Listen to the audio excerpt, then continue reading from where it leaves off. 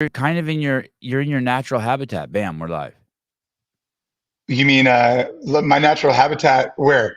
Like you're at home or something. Normally I get you like you're in a podcast studio or you're in a garage or you know what I mean? You're somewhere where you're sweating. You look like a homebody. You look like you've been domesticated. Dude, Oh, not that domesticated.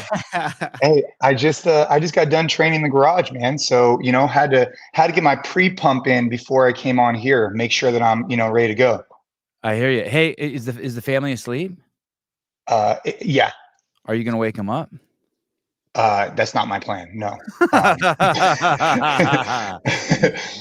That is not my plan. Ashley, everybody, I normally like to get after it early, especially today. I know that I'll have stuff going on, so I just want to make sure I get after it. And then, dude, I'm bring my full energy to you guys. God, I love it. You always do. You're in the Mount Rushmore of easy. I'll put you up there with Josh Bridges of the easiest people to have on. You're such a fucking great guest. Oh, well, thank you. I appreciate it. Hey, like 3 seconds. We talked for like 3 seconds before we went live, and when you were like, "Hey, what's new?" And I was thinking, your life is probably similar to mine in the fact that you always have new irons. What is it called? New irons in the stove, new muffins in the stove. You always have things in motion, so every day is exciting for you, right? I mean, there's always you have so many things going on that there's always something that pops up. You're like, "Fuck yeah, this is why I'm alive. This is dope." There you go. Hey, by the way, I just wanted to recognize there's other people on this podcast and say, "What's up, Souza?" Beaver, I don't know if we've been on a podcast together, but nice to see you too. Nice to see you, Jason. Thanks, please do not spoil them. Look at that recognition. Please do not spoil them. In regards to like irons in the fire, yeah, man. Like, dude, we got the jiu-jitsu. I just signed up for Tactical Games. I host these Train Hard Men's Club all the time. Like, there's always stuff going on, man. I'm down to talk about whatever. Obviously, you have stuff going on in the CrossFit world that I'm still deeply involved in, and yeah, man, just always just trying to move forward. Tell me about your jiu-jitsu gym. What's the tell me about jiu-jitsu community versus CrossFit community. Not versus like they're in competition with each other, but how are they different and how are they the same? Yeah, dude, actually, it's crazy, man, is that my original instructor was in downtown San Jose, and it was just too far of a commute for me. So I ended up finding a gym closer to home. But now that instructor is opening up a gym about 800 meters from my house. Like, it is the original instructor.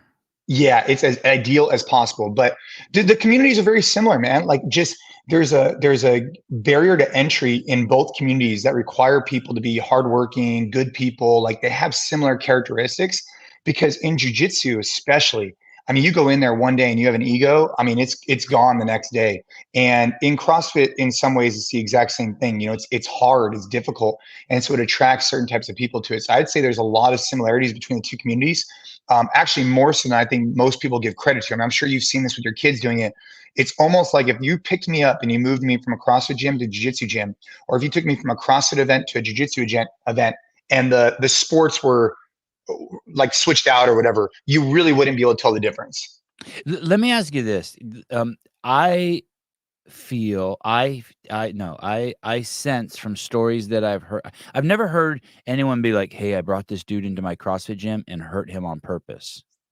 But I have heard stories at a cadence that people do get hurt in jiu-jitsu gyms because there's dickheads in there. And I don't ever hear, like, I hear about shitty coaching, but actually in jiu-jitsu, and of course, I'm not trying to poo-poo jiu-jitsu or take anything away from it. Everyone should do it. My kids do it 5 days a week. But is that true? Do you see that there are some guys in every gym that, like, hey, they hurt people. Like, that guy fucking hurts people. That guy hurts new people. I wouldn't say there's that guy in every gym, but there is that guy that exists. That is true. And that CrossFit really doesn't have. Like, you never have an instructor who's like, "Okay, I'm gonna fucking hurt this dude." I mean, there's bad coaches, but they don't hurt anyone on purpose. No, I don't think that in jiu-jitsu there's actually people who say, "Hey, I want to go out today. Like, my intention is to go hurt people." I don't think there's people like that. I think what happens is twofold. Number one is that you'll have someone come to your school and they'll start beating up on your students in a kind of aggressive way, in particular to women or smaller guys. And then you'll have an enforcer on the mats who goes there and like shows this guy like, "Hey man, don't come into our school and start hurting our athletes or going all crazy to prove yourself. I'm going to show you how it's done here. So there is that dynamic, right? Where there needs to be some checks and balances where some dude shows up out of nowhere and just starts, ripping on people because he his ego's in check. But I would say more times than not, man, the goal is to be a good training partner. I was on the Jocko podcast and this is what I said. I said, dude, your goal is to be a good training partner, because the problem with CrossFitters getting into jiu-jitsu is that they come, they're strong, they're fit, they're athletic. And so all of a sudden these other people start feeling that tension. Oh yeah, there you go. And it starts, it just starts a negative back and forth. My recommendation is for anybody who trying jiu-jitsu is just to they got to leave their ego at the door. And, I think that back to your point, Sevan, I don't think there's actually people who have been in jiu-jitsu a long time who say to themselves, my goal is to hurt people. I don't think that's true. Okay. Fair. But I do think that things just get heated very quickly, and there needs to be a hierarchy in place to let people know that that's unacceptable. Meaning the head instructor, whoever, needs to come and put people in check and be like, hey, look, what's happening right now, that's unacceptable. Because there is that personal dynamic that CrossFit doesn't have. In CrossFit, you don't put your hands on each other. It isn't as dynamic. It's very much like there's a barbell. The barbell doesn't hit back. All of a sudden, when you're rolling jiu-jitsu and someone does something to you, your ego gets in check, and then you ramp it up, and then before you know it, it's like two bears trying to beat each other up. I have not done any. I have not taken a single jiu-jitsu class. But I took my kids to this past week or 2 weeks. I took my kids to two separate jiu-jitsu academies. They did 2 days at a place in actually 3. They did 1 day at Gracie Baja in Scottsdale. They did another one at a small boutique one that was, I wish I could remember the name of it, in Scottsdale. And then they did 5 days at AOJ in Newport Beach, California. How was that? 10 hours those are the most beautiful locations ever, dude. The AOJ. It was cool. I mean, it's different. So the gym that they go to here is a small gym. It's the same 15 kids every single day for 4 or 5 years. Gracie Baja and AOJ are more, they're almost like factories. They're big. They went to Gracie Baja. They didn't spar once. They go to AOJ. It's big. It's kind of like a factory. But man, dude, they get in. It's a 2-hour class at AOJ. And that dude, my kid holding his arm here, in 5 days, he had a fucking, 50 sparring matches. One day he sparred 15 times, and they just throw it. It's, they just show up to the class, and sometimes the first half an hour will just be sparring. They'll warm up and they'll just go they'll do sparring first and then technique second. You know what I mean? And they'll just get in there, and it's pretty intense. It just goes from 0 to 100. You know what I mean? It's cool though. My kids love it. They used to fear it, and now they're throw their gis on and run out there. Dude, I'll tell you what, man, anybody listening right now, if you have not at least tried jiu-jitsu, you got to go do it. I mean, now that I got my— Why do you say that? Because it's scary, or because it is scary? Someone asked me the other day on my podcast, they said, hey, what do you do outside of fitness to for yourself, like me? And I thought about it for a while. I'm like, shit. I don't do things that much outside of fitness because that's what I love. I love movement. I love shooting my bow in the backyard. I love training for the tactical games, and I love jiu-jitsu. It's an outlet for me, just in a way my workouts are. But jiu-jitsu, just, bro, if you're not engaged, if you're not focused, you're gonna get choked, and so you can't let your mind race elsewhere. And so I just think for anybody who wants to learn new skills, who fell in love with CrossFit because of the complexity of snatching and rope climbing and whatever else, they're missing out on not exploring those parts of their brain. It unlocks channels that I never thought was possible. And you continue to unlock them every single day. Give me an example of that, a channel? I like to think that maybe this is just my, I don't know if this is accurate, but imagine if your brain is a bunch of different freeways, and people talk about this when they talk about mushrooms, and they talk about what the byproduct of shrooms on your brain, not to go off on a tangent here, but you have these channels that have been created. And through shrooms, it helps to unlock those and recreate new connection points, whatever. But in a completely different realm, you could think about jiu-jitsu or CrossFit. When I first found CrossFit, I remember really being inspired by the coach, the community, all that. But I really felt inspired by chasing these goals of the snatch, of the rope climb, of the muscle up, of the name the thing. I was chasing the thing. And I was learning new skills. When an instructor told me to point my hand out this way, it blew my mind. Well, in CrossFit, after you do that for a decade, 2 decades, 3 decades, whatever it is, you no longer get your mind blown that often, meaning you don't have new channels created. In jiu-jitsu, I'm getting my mind blown every day, meaning every single day I'm connecting my brain with my body in a new way because I'm learning how to use it in a different lens. And that to me is cool. You think it's changed your thinking just on how you operate, like how you talk to people, connections you make? Yeah, I guess in connections you make. Yeah, I saw this question come up. I have not done shrooms, but I am interested in them. I would Not tell a you if I did. taxidermy. Jason Khalipa, have you done mushrooms? The answer is no. Oh, I haven't. But he's grown millions of dollars worth. He sold them on the black market. Take him to Zion Church in Oakland. We'll get it straight. He sells them out of his trunk. He has a Nissan Pathfinder. He sells them out of the back. If you see him driving around the Bay Area, just walk up.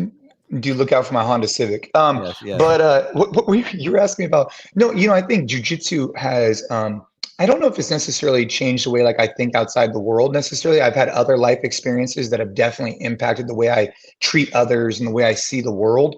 I'd say jiu-jitsu just puts me at a level state of peace. When I leave jiu-jitsu in general, I kind of walk around. I have a little bit of a higher energy, higher testosterone, maybe whatever the hell you want to call it. I'll leave jiu-jitsu and I'm just like at peace, super calm. I don't feel like I have much, like, it's almost like you finish like a really hard CrossFit workout. The exact same way that I feel right now after training in the garage is what I feel after jiu-jitsu, but even on a little bit of a higher level. Mm-hmm. It's interesting. My kids have done it their whole life, so I can't tell exactly what the effect of it has had on them, right? But I do see them and I'm like, man, these fucking kids got swagger.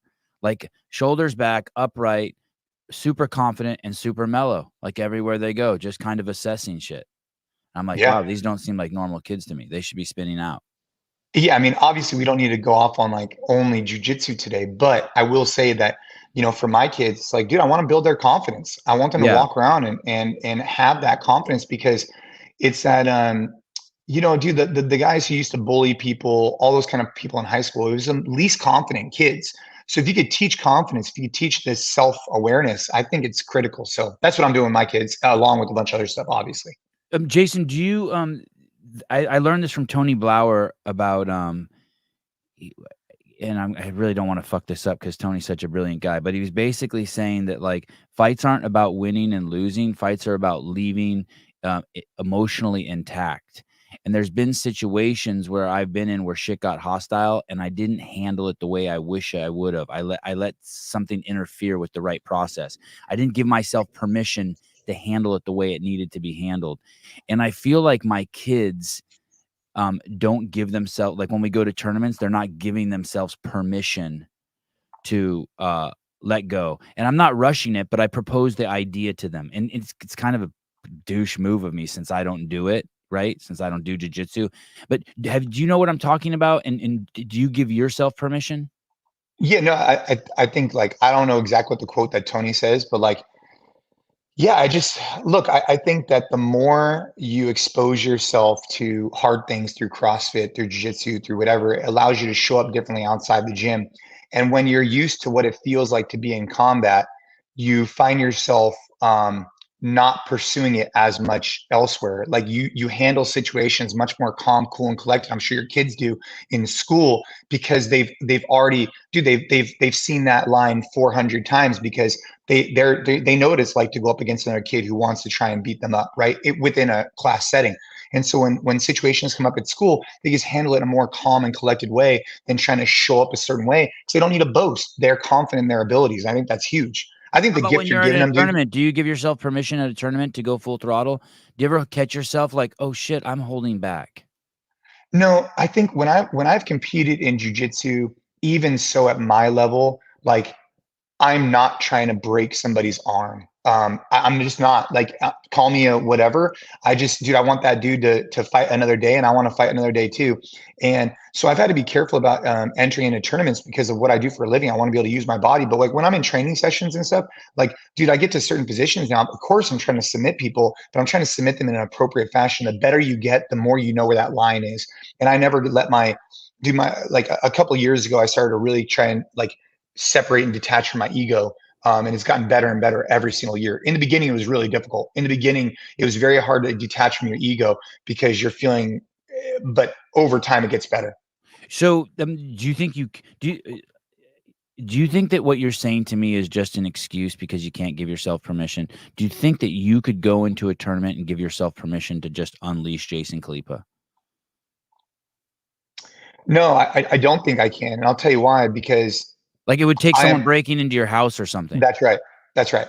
Like for me to be unleashed, it would have to be a threat to myself and my family. Then I'd be unleashed. These other guys, how about Nicky Rod? Can he unleash?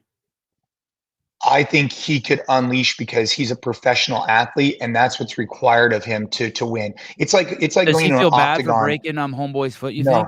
think? No. Gordon Ryan's foot, you think he feels bad for breaking it? No, it's like going into the octagon at the UFC. Like you have to be prepared to, like, your goal is to basically, I don't want to say kill because that seems a little extreme. But it is kill or be killed. There's some crazy, someone could punch you in the throat and end your shit in a second. Yeah, so like that's the mentality, right? And I think that for me, at my level of jiu-jitsu, it's not that. Now, if something else happens elsewhere, that's a different your story. academy is known. Your academy is known. People get fucked up at your academy. So I go to two academies. One of the academies you go to, some dudes get shit busted up. Some people leave. I bet you monthly, one of the academies you go to, someone has to go straight to the orthopedic surgeon. You know it's true. One of the academies you go to is rough. Hey, I'm bad motherfuckers there. I will say this: Jason hit on the point about the instructor, because that really who needs to control the cadence. Because I went to one jiu-jitsu academy back when I had time to do these things. I guess that's just an excuse, but the instructor just kind of threw me into the fire. Like I had a little bit of experience, and then he's like, "Okay, you go," and he paired me up with Javier, this fucking pit bull. Want to be Fuck, Javier cuts my lawn, dude. He's a bad dude. His Javier fucked me up, dude. And it's hey, bro, don't talk about Javier. Dude, me trying to figure it out. He just throws knee to belly on me so hard that he's like pushing his knee through my freaking gut into the, and then he just does this cross like collar choke on me, and I don't even know what the fuck is going on, right? And then it would just like, okay, restart, and the instructor would let that go for a really long time, and then I switched academies. And the next instructor went, okay, you over here, you guys pair together, He would go, he would see things escalate, he would stop, he would go, nope, hold that position, get in that position. Okay, now you guys start again. Like he controlled the fucking floor. And all of a sudden I was like, wow, this is a very different experience than what I got the first time. And in fact, with the white belts, he would go back and he would do stuff like knee and elbow escape. And he would break down each detail with us, why the upper belts, the blue belts, purple belts, and brown belts got to go into the rolling session a little bit sooner, right? So I just want to make the point that this exists across everything. I think CrossFit always gets a bad rap, but it's 100% always comes down to the culture of the gym and the instructor. So even if Jason comes from a hardcore fucking gym, I guarantee you those guys are the gentlest as they're training and learning. I heard some stories about one of Jason's gyms. He knows which one I'm talking about. They got some fucking bad motherfuckers in there. You know, but you're right though, Souza. Like it's like going to a CrossFit gym. It's like when CrossFit used to get a bad rap for like rhabdo, right? And you know, you'd show up and someone would have you do like, I don't know, 3 Frans or something like that. It's the same thing in jiu-jitsu. Like the instructor has to be responsible for making that first experience great. And in CrossFit space, like, dude, there's a responsibility on the instructors right now. There's a responsibility to break down this stigma of jiu-jitsu and in CrossFit. And it's all based on the first impression. I mean, dude, people can try so long. They hear about CrossFit, finally go try it. And they're one bad experience away from never going back in that gym again. And I think that, you know, that's something that every CrossFit instructors should take on their chest and say, hey, this is important to the overall ecosystem. I have the ability to change the way people view this, and they're one bad experience away from never coming back in. The same thing happens in jiu-jitsu, dude. Like that experience that you're saying, now you walk around all the time, you say, bro, jiu-jitsu's whack. I went in there one time, some dude knee on belly me, cross collar choked me. I walked around with a sore throat for a week. You'd be like, I'm never doing that again. Or you could have gone in and be like, man, it's the gentle art. It's super great. We did a phenomenal warm-up. I learned technique. But it's all based on the instructor in the school.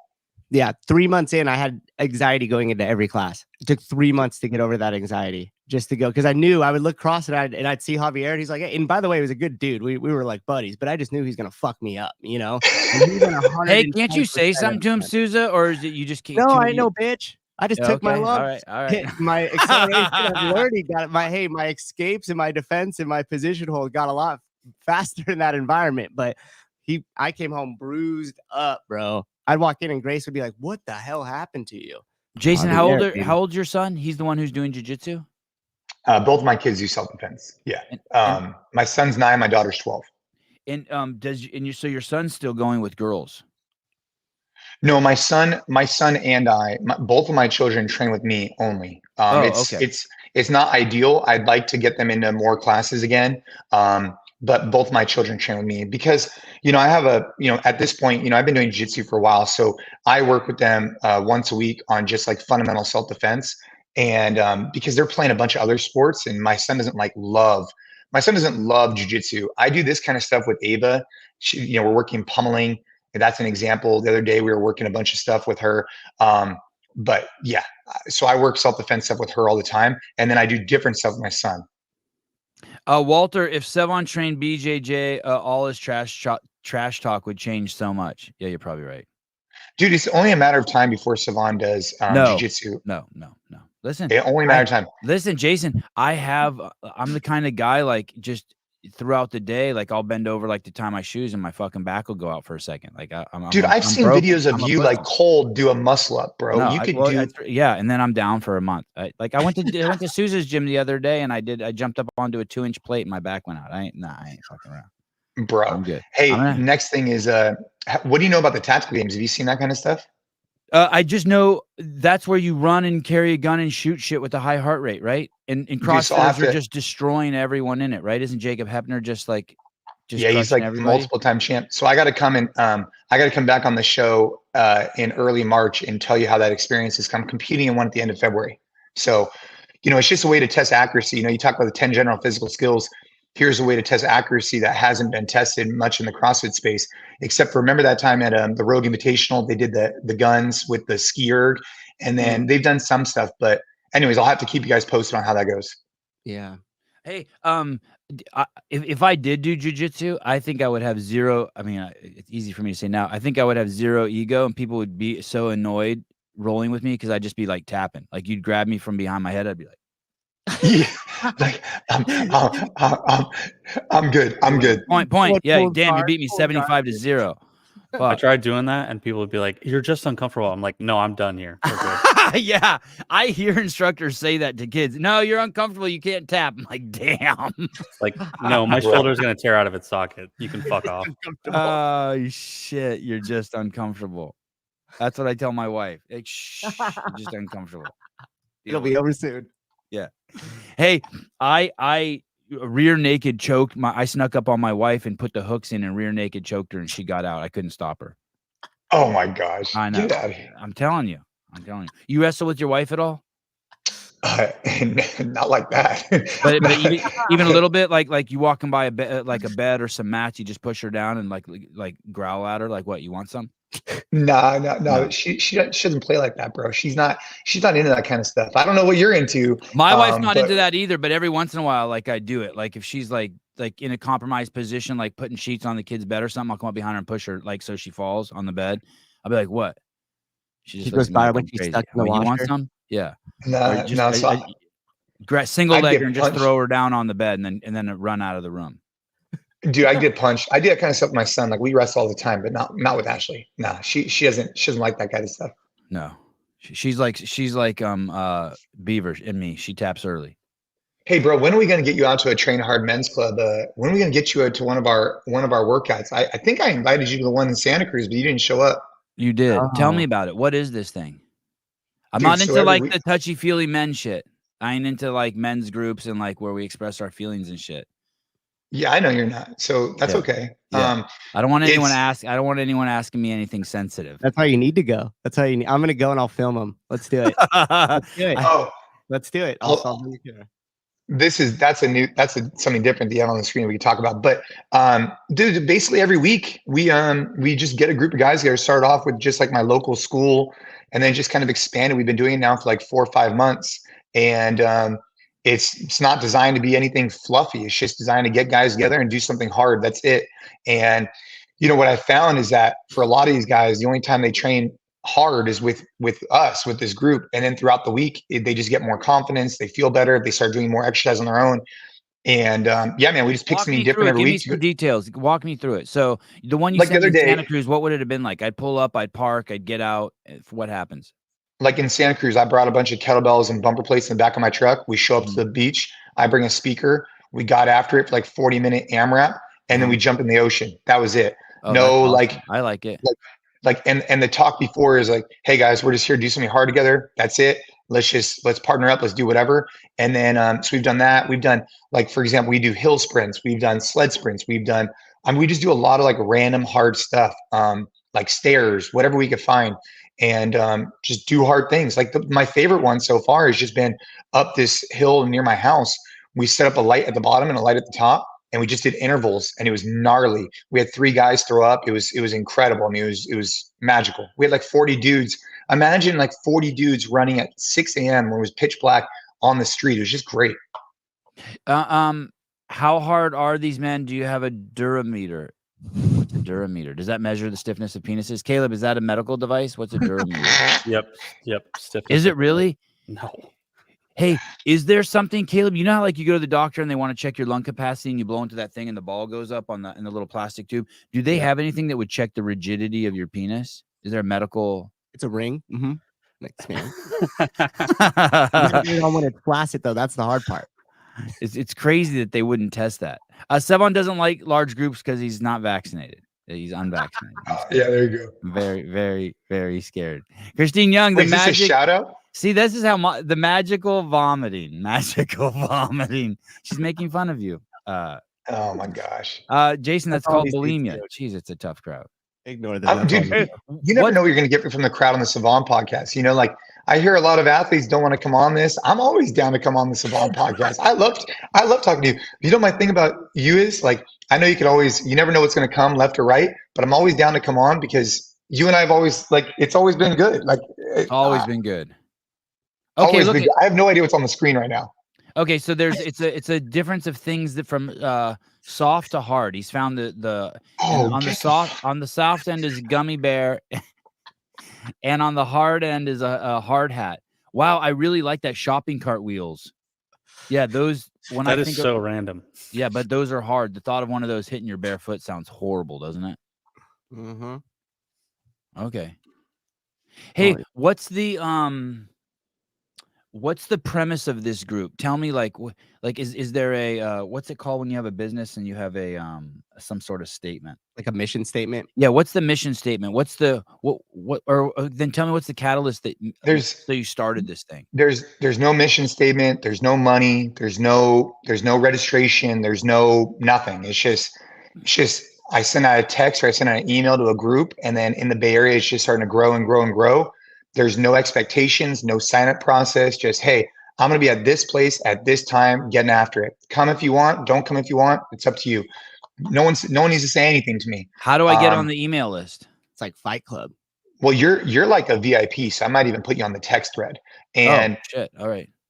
And like for example, on Thanksgiving it's Day, just boys. You have to have a penis to attend. Yeah, right now it's just men. And here's the reason why. Like, dude, I got a response. I'm okay with that. I like men a lot. I'm okay with that. Dude, I think that in our gyms, we have great energy. It's phenomenal, right? People are just getting after it. But at 5 a.m. when it's pitch black and you're doing burpees on the pavement with a bunch of dudes, it just has a different energy to it. It's not better. It's not worse. It's just different. And so if you want, in the future, we'll do like a family one. In the future, we'll do a couples one. But you're trying to bring specific energies so that people can connect on a different level. That's just what we're doing right now. But it's not to say we won't change that plan. And we've been doing it every week for like 4 or 5 months. But like the best one I think we did was on Thanksgiving. Thanksgiving morning, we did like a 5 a.m. sled sprints at a local library in the parking lot. And we had like 40 dudes show up. And it's just like, we don't ask for anything in return. Show up? The cops show up, but they know they're a part of it. Like they know what's going on. Like I tell local law enforcement, I told the mayor, I told the Chamber of Commerce, everybody knows. I'm not trying to make it a secret of what we're doing because I want them to know we're trying to build we're trying to create a fitter community and, just giving an outlet for people to come and get after it. Would you say that what you're doing is part experiment? Are you experimenting? Look, because I'm trying to ask you what you're doing, and you're like, "Hey, I'm getting guys together," and there's a unique piece to it when you get these guys together, and they work hard, and like it sounds like you're running an experiment. I think what it is for me is like I've been trying to get better about this is like if something calls me and it seems like someone asked me the other day, are you worried about the liability? I said, yeah, I guess, but my heart's in the right place. Like I'm just trying to get people together to do hard things. I've never asked anything of anybody ever, nothing for this particular group, right? If they want to go download our app, if they want to go buy merch, if they want to go do whatever, that's fine. But we never talk about it because it's not a part of what we're trying to do. Like it's just about getting guys together to create a culture. Like what I'm most invested in specifically with local law enforcement is I'm trying to create a group of like-minded people who get fitter. Because if I call on local law enforcement or if we need a fitter community, like might as well start now trying to create this culture where people are trying to level up. And if we could start with the dads, that then, transfers into kids, which then transfers into the entire household. And we start doing, family type rucks. Like, let's go, that's the vision. Hey, I heard this guy who's running for president, Vivek Ramaswamy, talk about the difference between people in different moments in their life. And one of the things he talked about was term limits. And the reason why he talked about term limits, and I'd never heard it couched like this, was he said humans go through moments in their life where they have they're doing things for their own self-interest, right? So like you're starting a business, you're selling tomatoes, you're trying to make money, you're trying to raise a family, but it's all self-interest for you. And then there's times in your life where you're doing service, selfless service, and you go through these phases, and a man needs to do both. But when you have someone who's running for president or who's been in politics for like 40 years, like Joe Biden, the two get kind of conflated, right? So there's times where maybe he wants to be completely selfless, but he can't because he's also serving his own interest, and that's what leads to corruption. You kind of follow me on that? Yeah. I mean, that took a hard right, but yeah, let's go. Do you think that in your life, hard left, where are you in your life? Does that paradigm work for you? And like or do you oscillate back and forth between your own interests? Like I'm getting ready to start selling tooth powder, complete self-interest. I'm going to become a billionaire selling tooth powder. But I'm also in a later part of my life where I'm pretty fucking selfless. Like I really just want to do shit for other people. Yeah. And I'd say obviously it's a combination of both. Is that I want to be able to provide for my family, of course. I want to grow a business, but I also want to like make an impact. Like I legitimately want people to look back and be like, dude, that dude really helped like make an impact, whether that's in our gyms through the NC Fit Collective and what we're doing for gym owners, or in this case, through the Train Hard app or in-person events. Like, dude, the connection that you get with a bunch of guys, and I didn't see it until I saw it, was like, I had 24 guys in the garage, like maybe 3 months ago. And this one guy was going through some like deep depression. He started talking to this other guy just out of nowhere. And they ended up creating a connection. Now they're talking through their stuff. And I said to myself, like, that's something deeper than just like making $1 or making $5. Like, I want to continue to do this because selfishly it makes me feel good. Yeah. Like, so if I'm being honest, like it's not the money that's making me feel good. It's the fact that you're driving connection. So, but I mean, is there a business case in the future? Sure. Because, maybe you're creating this group, but that's not the focus, and I think that's what makes it kind of special. Are all these people, are most of these people members at your gym? No, very few of them are. That's why it's very few of them. So that's the thing. Like when you become a member of our gym, like we're very structured at the gym by design. Like you have to register for classes. You have to obviously pay your fee. Like we're at a point where it's a very professionalized organization. This is like the antithesis of that. This is like, show up if you want, don't show up if you want. Like we're going to be here at 6 a.m. We might not go, we might go on a Friday this week, might go on a Saturday next week. Like it's just super random. And so by design, it's not supposed to be like the business. How many of them have you done so far? I mean, weekly or bi-weekly for 5 months. So, yeah, like, a lot. Wow. Like probably 20 or 30 of them or whatever it is. Like last week, we just got done doing a ruck. Like if you pull up my Instagram, I just did a video of a ruck like 4 days ago. You'll see the crew that shows up, man. It's great. How'd the first people get involved? Like class 1, did you just shoot out a couple texts to like some homies? Yeah, that's bro. All I did was just shoot out a little like message and like, boom, there we like the rucks are cool because it's a good way to connect. They're not as hard, right? But they're a cool way to connect. Yeah, that's awesome. I want to come and just like bring like a cooler with orange slices for you guys. Bro, you got to come. I'm inviting you. So come next week. I'll put you on the list, Okay. Sevan. Yeah, put me on the email list. All right. At least I can feel included. God, mornings I'm stiff as a fucking board, dude. Man, you ever do nighttime ones? You ever do midday ones? Hard hat stiff? We only do like 5 or 6 a.m. because it allows for less excuses of why people can't show up. Yeah, well, I got plenty of excuses at 5 a.m. Yeah. I got plenty of excuses at 5 a.m. Hey, Heidi, that's not true. That's not true. You don't know that. He's not coming. That's not true. Maybe she's just is that a psyop? She's saying I'm not coming so that I will come. Dude, that's a great Heidi tactic. She runs it all the time. Cave Dastro, Sebi wants to show up and do nothing and yet you reap the benefits. You could be like our mascot, bro. Yeah. What if I could come What if I could come dressed as a furry? Hey, look at Sean. Men are generally super hard at 5 a.m. Yeah. Dude, your audience is always the best. Yeah, go ahead. What's this? So I saw this group that HQ has designated as like affiliate. I don't know what they're called, but they're all over the world. And I saw the two names I recognized on there were you and Craig Howard. Tell me about that thing. Yeah, I'm trying to see. Do you even know what that thing is? Were they like, hey, will you do this? And you're like, but you don't know what it is? No, I know what it is. Let me just, I want to make sure I pronounce it. It's new. It's brand new. Right? Yeah, it's the Affiliate Council. There you go. Okay. What is that? So the Affiliate Council.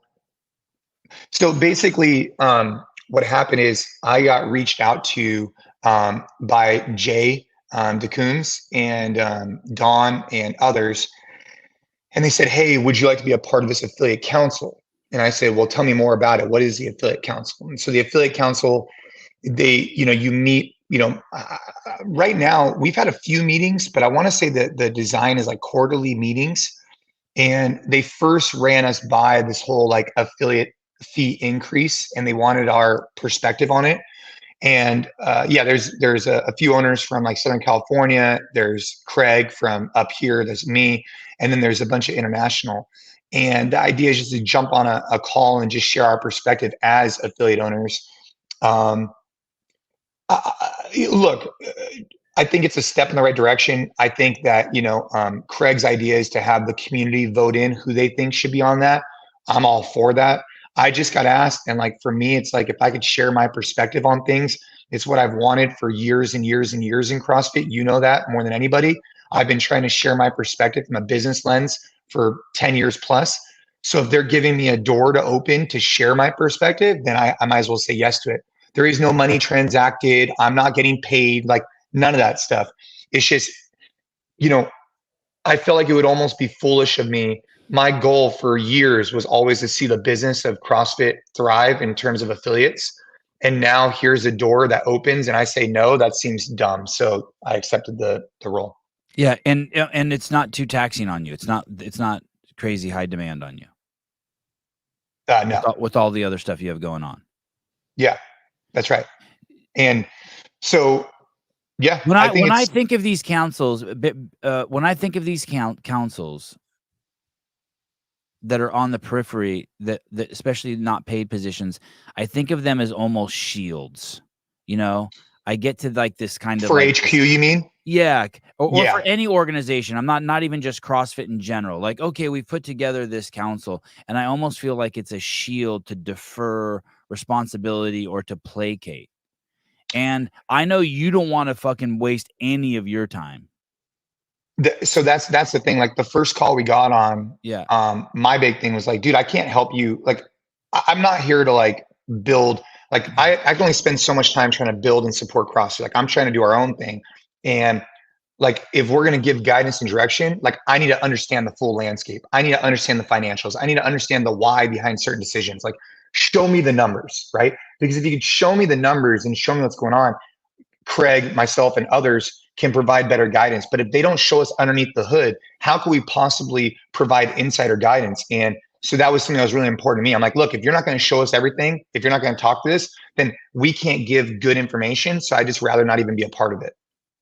Hey, can you tell me what's the craziest idea you have for CrossFit and its affiliates? So let me give you an example. One idea would be like, hey, there can't be, start putting a rule in place where there can't be another affiliate within 5 miles. You have to draw a circle. That would be pretty fucking, in our space, that would be like some fucking wild shit.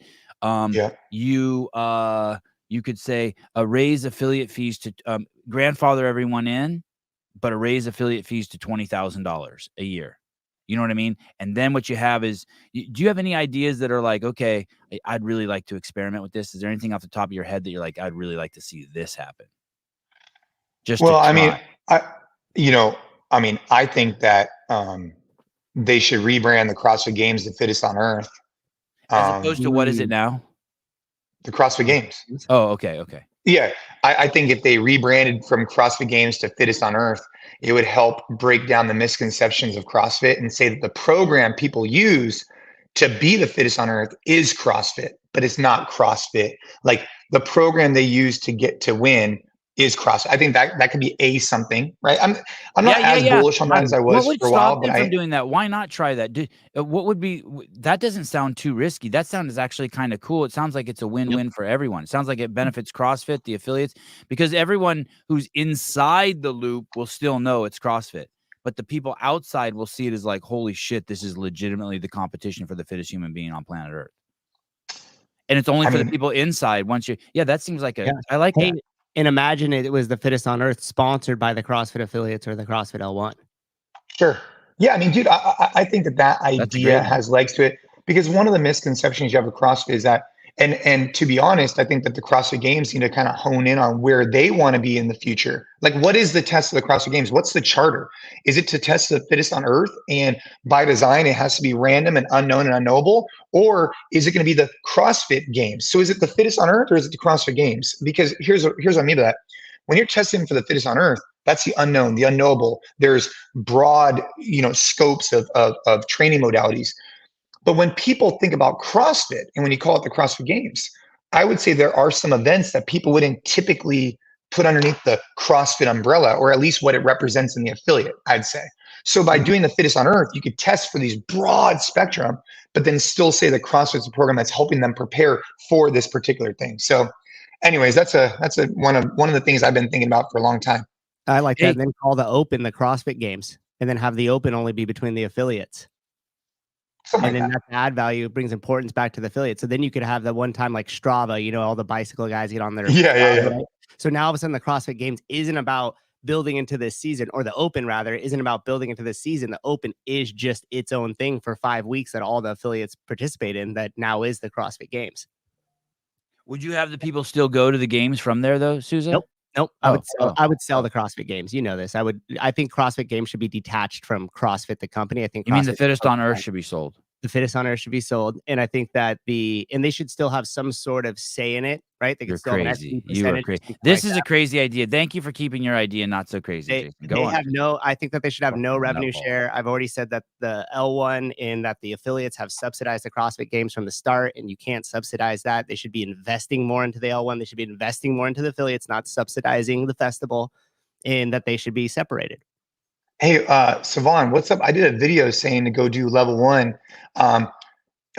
For this audience, you'd probably appreciate this. I chose. Did you see that we fucking real quick? Did you see that we asked like 50 of the biggest people in the sport in the sport to do it, and Graciano fucking published his. You fucking ding dong.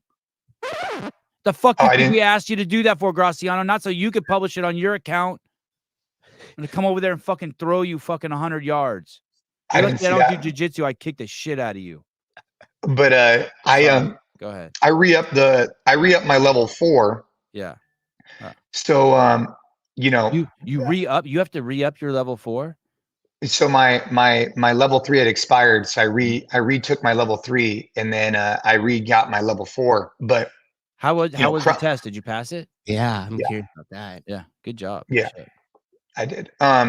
It's hard. For anybody who's interested. So level 1, and I think is a great. I think the level 1 is amazing. I think the level 2 is great for what it is, right? I think the level 1 is phenomenal baseline. Level 2 is great for what it is.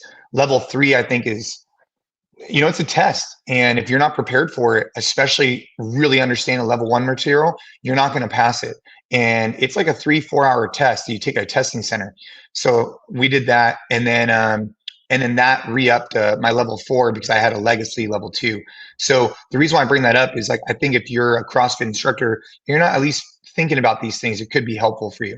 Mm-hmm. What was that level 4 like? You actually go and teach a class, right? You teach like 2 classes in front of what, seminar staff or something? Yeah. So what it was I got my level 4 because I had a legacy level 2.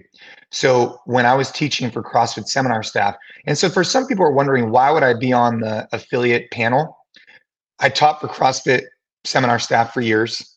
Mm-hmm. I competed at the CrossFit Games for years. I've owned gyms since 2008, and our gyms have made money and impacted a lot of people. So because of those wide variety of vantage points, it's a helpful lens that I could look through that I think some others don't have the same lens. So that's one of the reasons I think that maybe they wanted to choose me. But anyways, the legacy level 2. You could argue, though, that you could also argue that those are reasons not to have you on it. I'm not trying to be Sure. a dick, but I'm just saying, like, Jesus Christ, he's so out of touch. He's like, I mean, you're a 1%er of a 1%er of a 1%er. I mean, you're kind of not, you're totally in your own league, your own category. There's actually probably no one like you. Then maybe they shouldn't have me in. It's fine. Like, no, I'm just saying. Just throwing it out there. No, I get it. Jesus Christ, it's a diamond with a bunch of pieces of coal. And you know what? Yeah. Sleeky, just for the sake, man. I know this audience always gets me. I thought we've talked about this countless times on this podcast.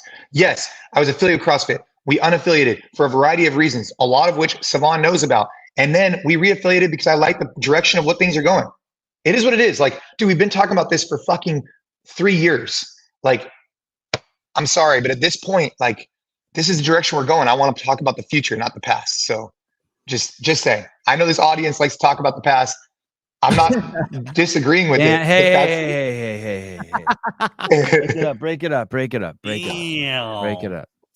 Hey, but seriously, the legacy, it was a legacy level 2, but the level 4, I've not taken like the new version. But the new version is like, you actually have to like coach a class and stuff like that. I heard it's really great. I have not taken the new version of it yet. Yeah, I heard it was really intensive. I had to go re-up my level 2 a couple weeks ago, and then I decided, I was like, okay, I'm just gonna keep going to get my level 3. And I was talking to Austin about the level 4, and he was saying that it was like really intense. That was not a 7.5, by the way. Show some respect. That was like a 4. His trigger level was a 4. We do trigger level here. Oh, really? I was more triggered by Graciano. How come I didn't get a trigger rate? I give it a 4 out of 10. Yeah. Wait. Hey, seriously, what you've seen somebody get triggered like at a level like 9 or 10? I get triggered. I triggered myself all the time on it. Flat Earth guy. Sometimes I just throw a handful of tacks on my seat when I start the show, just so I get triggered. Oh man, trigger level. Anyway, yeah. But yeah, I think that what Cross is doing with the certification is good. I think the affiliate council, I think, is fine. I think I'll have a better perspective on that probably 6 months from now. I don't really have I can't really describe to you like if I think it's extremely valuable or mediocre today. But I think 6 months from now, I'll have a better perspective on that. Because I'll be honest with you and tell you what we've done and the impact that I think it's made or not. All right. Yeah. I mean, shit. There's so much new there. There's so much new at HQ. Yeah, the affiliate fee is a big deal, by the way. Say it again. The affiliate fee is a big deal. What do you mean? In what way?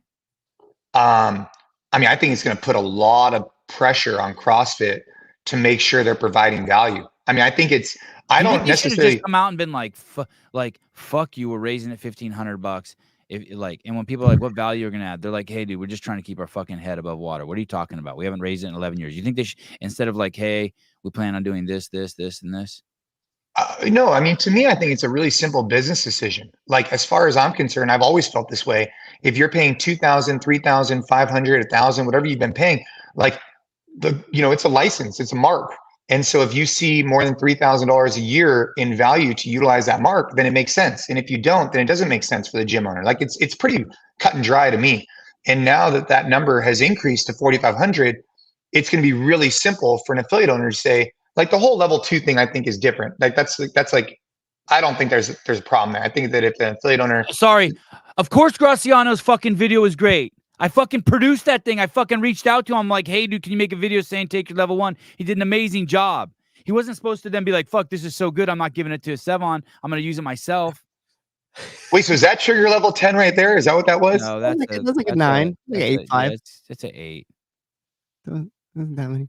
Hold on. Will you play this real quick? Wait, what is Graciano. this? Listen, Who is listen to it? this. I asked this fucking legend to fucking make this, and he knew it was so good. He fucking stole it from me. Doesn't even give me credit. No. Fucking Wow. drive over to your house. Wait, this is fucking the after show. Wall Street. Put my This is the foot in your ass. this Yeah, is the weightlifter Wall Street. Yeah. Yeah. Okay. Just because you're Also- one probably beat me up doesn't mean shit. His wife's crazy fit too. I met them in at NorCal, Blair Morrison's event.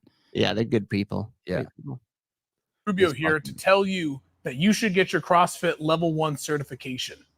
The Level 1 is not about CrossFit. It's about providing you with a blueprint of what your body needs to do to function at its best so that you can maximize your life outside the gym. And if that doesn't convince you, think about the first time you benched 225. At CrossFit, we press 225 over our heads, That dude's strong. casually, Casually. while doing promo videos. This is bullshit. Fuck you, Hiller. And you can too, if you sign up for the Level 1. It's a great video. Great post. That's a good. That is a good video. I just told Hiller, fuck you. Why? Just He like wrote, wait, this is great. I just wrote to him, fuck you. little pressure valve release, just a quick fuck Yeah. you to a friend. Yeah, goofy pull-ups. Your mom. Some guy wrote, you CrossFit lost me at the goofy pull-ups. Your mom's goofy. Oh man. Are you arguing with people on the internet? No. Yeah, your mom. Active as I refresh it, there's more comments from Sevan. So Your I'll mom. just keep refreshing it throughout the show and we'll see what he I says. thought you meant that he stole your video, like he helped you like edit it or something, and he took all the videos that you got from people and did one on his own. I reached into my Rolodex deep. I saw Jason Khalipa, Wall Street weightlifter, fucking Joe Biden, and I sent them all fucking text messages. and I Hey, how said, many people got back to you, Sevan? So many. It's like it's awesome. I can't believe how many got back to me. I was so thankful, and everyone knew. No one's posted it because like you saw the text I said it was a copy and paste, and I said, hey, I'm gonna put these together in a montage in front of the behind the scenes. And this guy made the best fucking one. That's pretty good. And now he busted his nut. Wait, now here, let me ask you a question. When the camera zooms in, so right now it's obviously 225 pounds on that. He's shoulder pressing it. Yeah. Then it zooms in. Then Yeah. it zooms in again. Do you think that he dropped the weight here? Because you can't tell. Of course he did. No Yeah, way. And now he's lifting He has no 135. integrity. No way. No One take. way. One take. It's one take, and he just He's still struggling. He's like shaking in the last one. yeah, he just punched it and post at it. That's the same bar, same shot. Graciano has way more followers than you, buddy. Oh, thanks. 1,800. You fucking jackass. What were we talking about, Jason? I don't know. You get so mad. Just this thing in particular. I'm working so fucking hard on putting this thing together. Oh, we were talking about the affiliation fee and how CrossFit's going to have This is to. like I fucking brought a hot chick to a party and I went to the bathroom and came back and he's banging her in the hammock, which happened to me one time. Oh my gosh. Scarred me.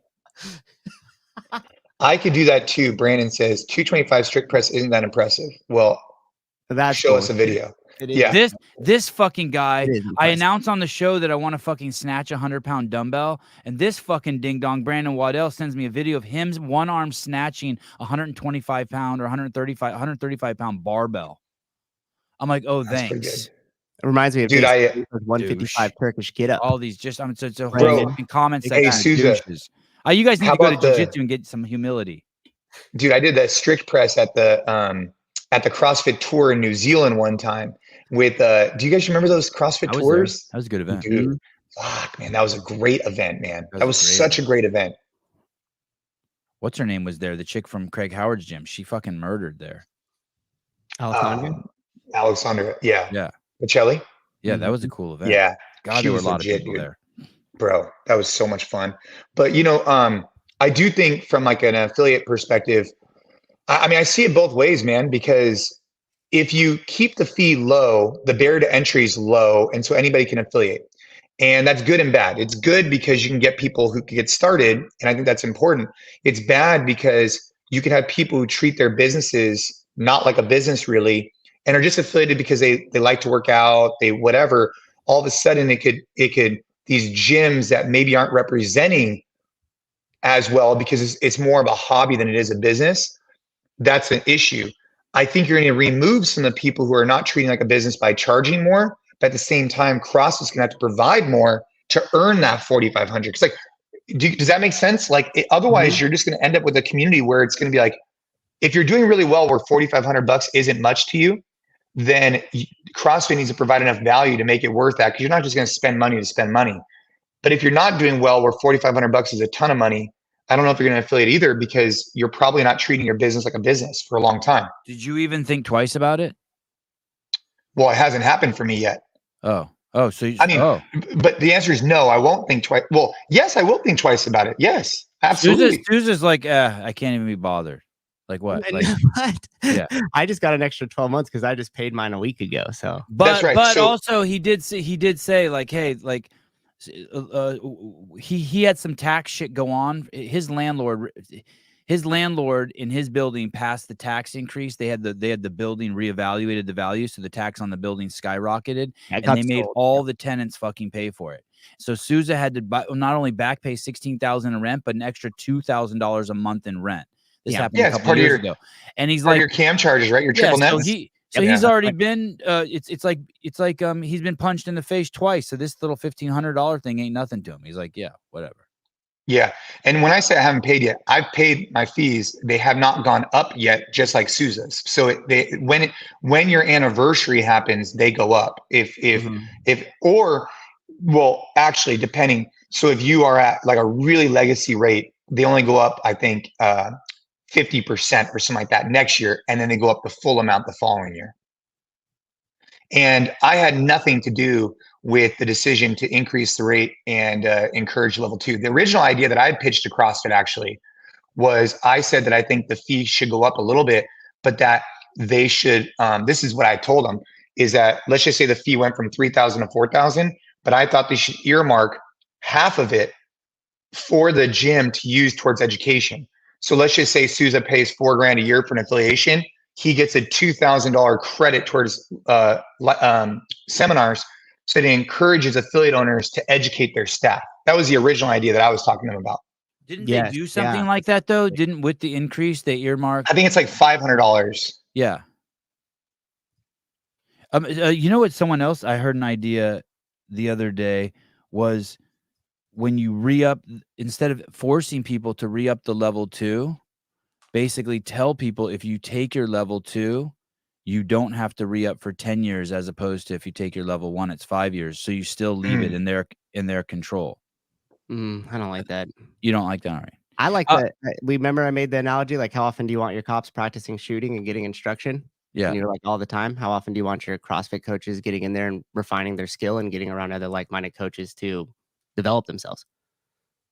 Souza's really on the HQ dick. He doesn't give a shit about he likes the fee increase. Like, just do what you got to do. And level 2, he'd fucking level 3. Level 3, Souza? I'll go level 5.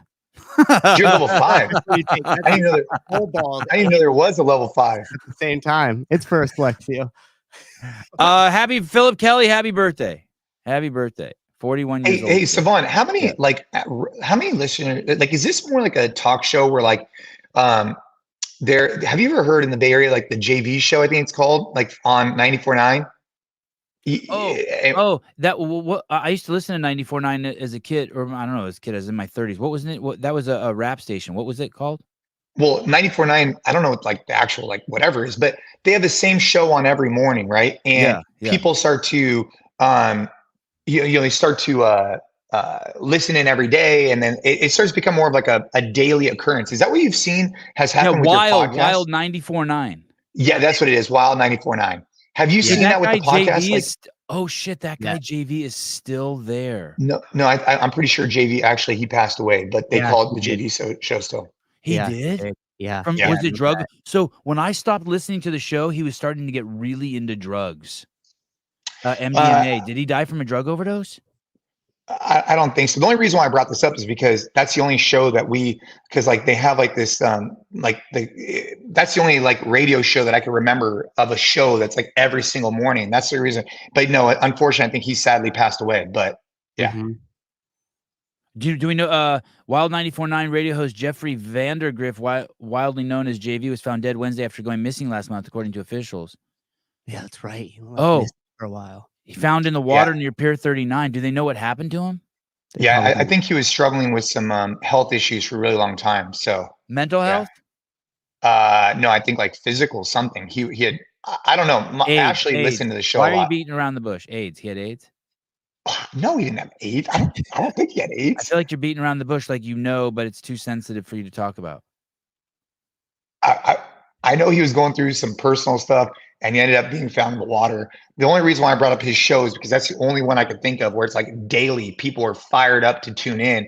And that's what I'm thinking, like, this has turned into for you guys. And I just want to congratulate you. I mean, it sounds like you got like a solid crew who shows up every morning to listen to you riff about whatever you're riffing about. Yep. And we got the call-in line. So every now and then they get some balls and they call in. Wait, so people can actually call in and like, do they talk shit or do they just like? Yeah, remember last time you were on, someone called in. Oh, that guy, he did? Yeah. He had Lyme disease. Oh, he had Lyme disease. That's what it was. It often gave him brain fog. So much brain fog, he fell off the Pier 39. Hey, I used to listen to that show, and they had a group. It was him and a group of guys, and they started getting into drugs. They started getting into MDMA, and they started getting pretty weird. They started getting like, I was like, oh shit, they're going for it. Like they started really getting like fucking into the ether. And I was like, shit, I wonder how long the radio station is going to tolerate this. Oh, have you messed around with that stuff or what? Yeah, not in 20 or 30 years. I have some ecstasy in a drawer here somewhere. I was going to say, when we came out of your studio, so I was like, oh shit, like pulled something way out of a box in the far back. One time now that you mention it, it's right here. One time I did something nice I may have thrown it away. I think after one of the shows, maybe I got scared because oh no, here it is. I got scared and made it more accessible. Yeah, look at it's right here. So someone, I did something nice for someone at HQ one time. Don't show that on the air. What are you talking about? Keep that in the bag. And they gave me this. Can you guys see it? It's 2 little blue pills. Yeah, which we don't actually know what that is. We think they're just gummy bears. Hey, bro, you should go. Viagra. You got to go. These got to be. Oh, I'm gonna take these when I come to your man thing, so I'll be vulnerable. Oh, Ashley, Sevan's saying that when he comes to one of the Train Hard Men's Club meetups, he's gonna take some ecstasy, so he's extra prepared. Ashley's downstairs now. Oh, yeah. He's had. What's up? I keep seeing. I bet you could look these up online, Caleb. Hey, just bite a little piece of that off. Just bite a little corner of that off.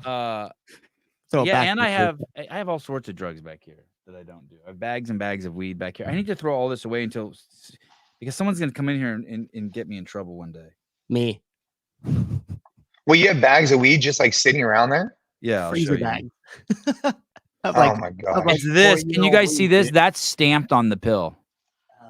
Hey, you know what? Vitamin? Flintstone vitamin? That was pre-fentanyl days too, so you could probably like resell that pretty high now that people aren't afraid. You should probably go to the store and get one of those drug testing things and see what it is before you take it.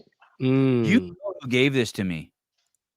Do I know? Now that I think about it, he's probably been on your payroll. Yeah, he gets around. This dude gets around. I guarantee you he's worked. I guarantee you the guy who gave this to me has worked for you. He's been on the NC Fit payroll before. Oh boy. Jason employs, people who give out.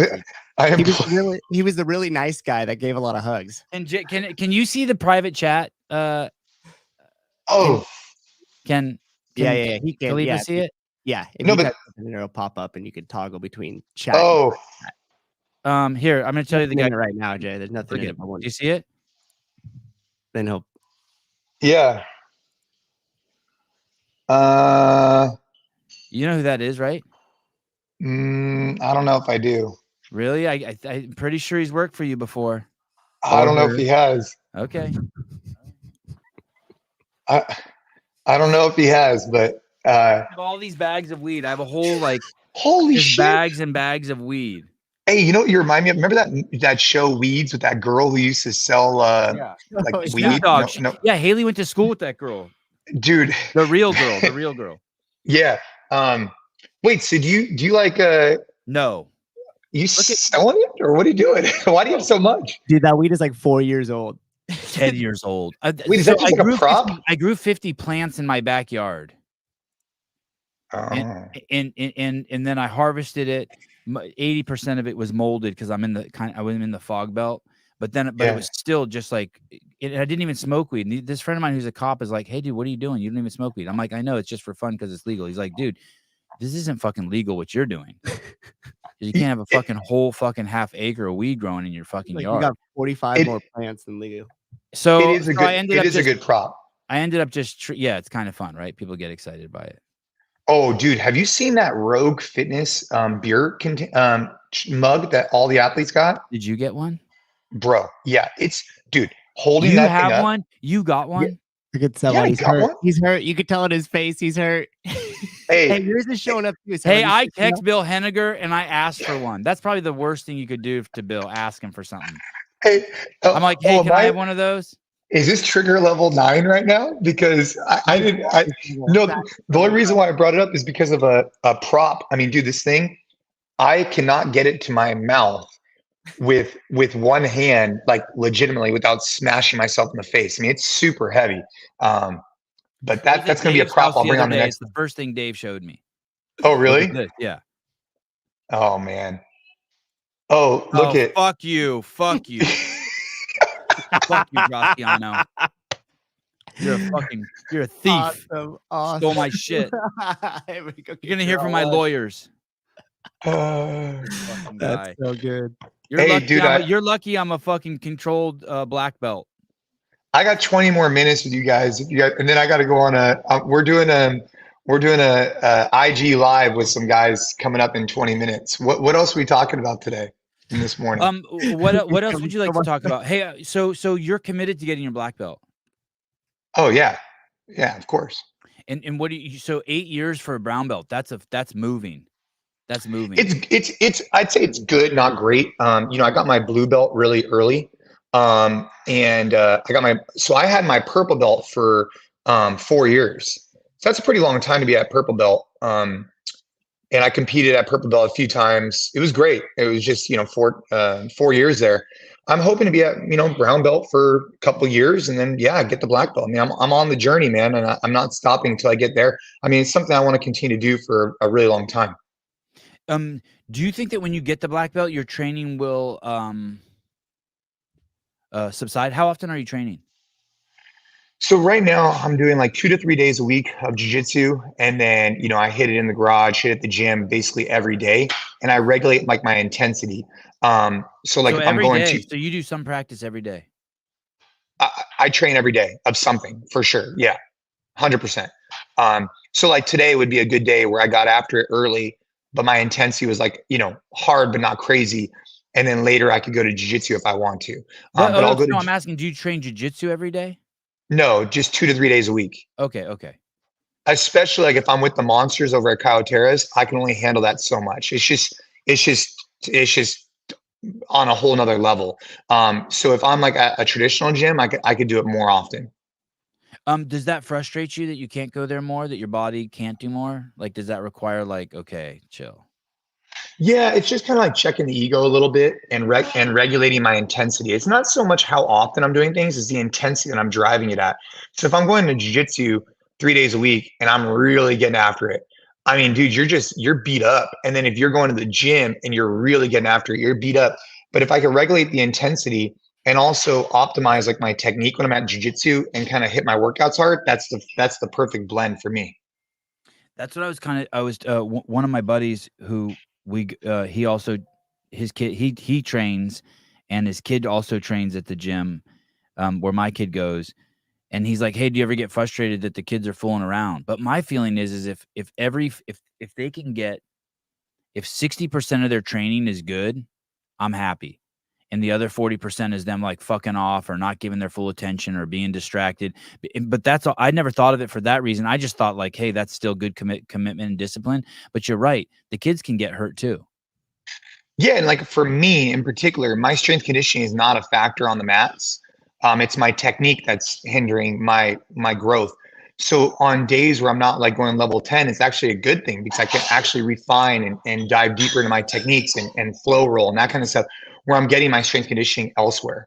I mean, both are important. All I'm saying is you got to find a balance with the intensity you're bringing every single day.